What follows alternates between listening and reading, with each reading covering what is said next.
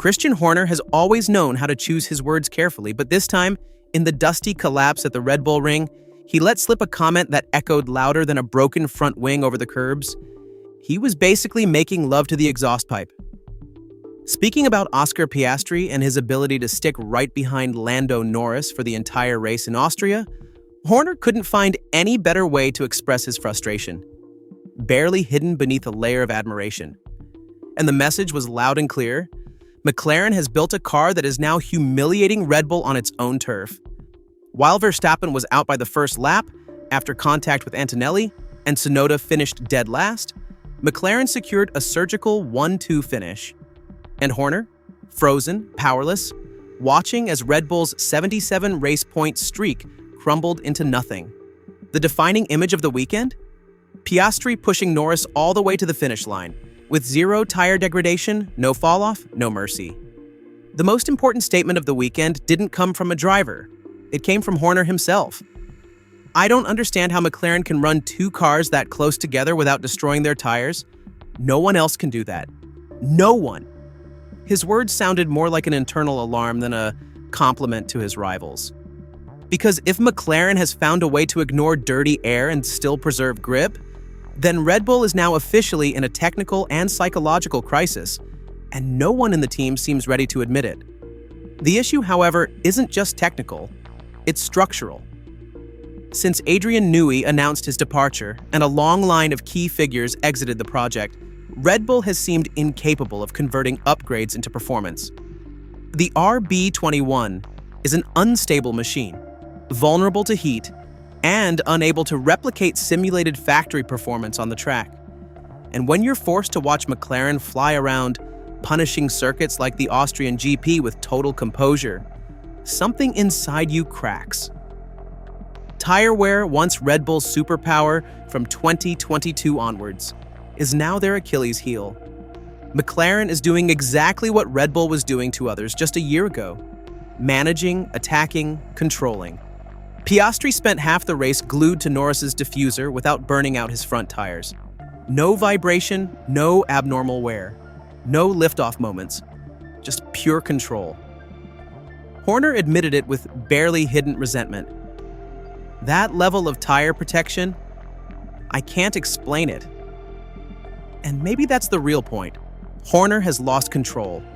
The 2024 season is slipping through his fingers.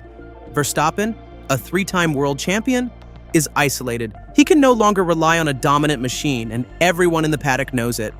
McLaren has a complete car, and their only real opponent right now is themselves. With Russell just 9 points behind Max in the standings, the pressure isn't just technical anymore, it's psychological. The Austrian weekend was a silent earthquake. Antonelli ruined Verstappen's race on lap 1, and while the young Mercedes driver apologized, the damage was already done.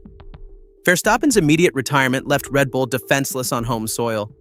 But it's Horner's post-race reaction that revealed the deeper cracks: evasive answers, palpable tension, and a vague mention of Silverstone, as if one good weekend could turn the whole season around. No, it won't be enough. And Horner knows it. What's most striking is that, for the first time, there's no clear plan, no real vision. Red Bull is moving from race to race like a mid-pack team, and behind every polished statement lies an unspoken subtext that screams, "We're losing."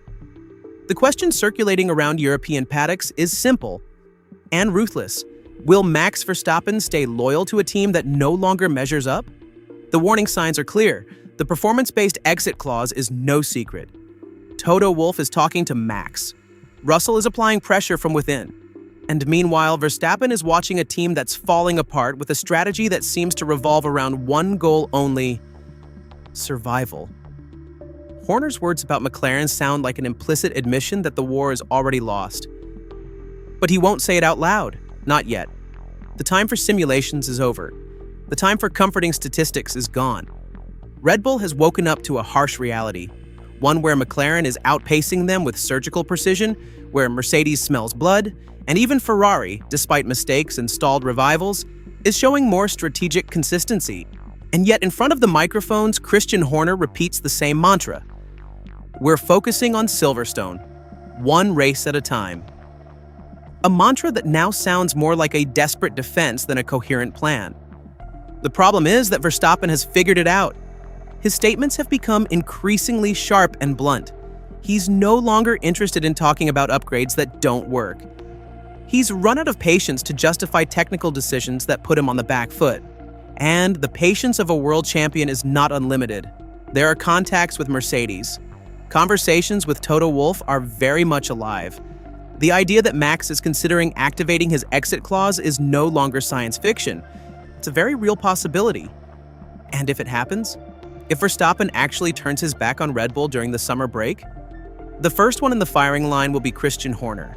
The team principal was given full control after the internal power struggle and Neui's departure. He took on the role of sole commander, and with it, all the responsibility.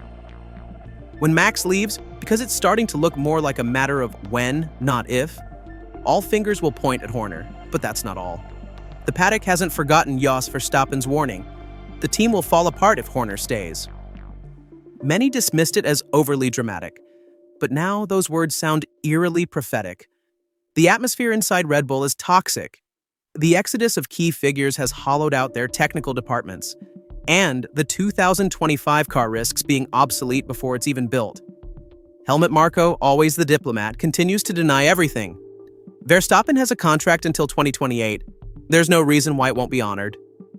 But everyone in Formula One knows that contracts are only valid as long as both parties want them to be.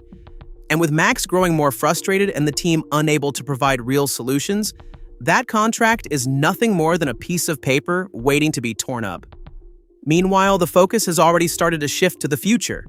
Rebuilding, restructuring, and possibly new leadership. The name being floated is Andreas Seidl, former McLaren boss and now with Audi, although his time there has been brief and underwhelming. Still, a return to a top-tier environment like Red Bull could revive his career. The alternative? Promoting someone from within. But after the internal chaos of the last few months, the burned bridges and broken trust, even that seems like a long shot. The truth is this: Red Bull is at a crossroads. On one side, the possibility of rebuilding the team, redefining its identity, and regaining balance ahead of the 2026 regulation overhaul. On the other, the abyss. A future where, without Verstappen, Red Bull becomes a midfield contender. With a new technical era looming and a car that already doesn't work in the present, the fall may come sooner than Horner is willing to admit. And McLaren? They're not waiting, they're not slowing down, they're not looking back. With a mature Norris and a Piastri driving like a seasoned pro, they're doing exactly what Red Bull did in 2023. Dominate without mercy. And when Horner says they're doing something no other team is capable of, he's admitting, perhaps for the first time, that the supremacy is over. The cycle is done. Red Bull is no longer the benchmark. And now someone else sets the pace. 2024 may not just be McLaren's year. It could very well be the year we witness the beginning of the end for the current Red Bull regime. Max feels it. The fans sense it. And deep down, and despite his silence, Christian Horner knows it too.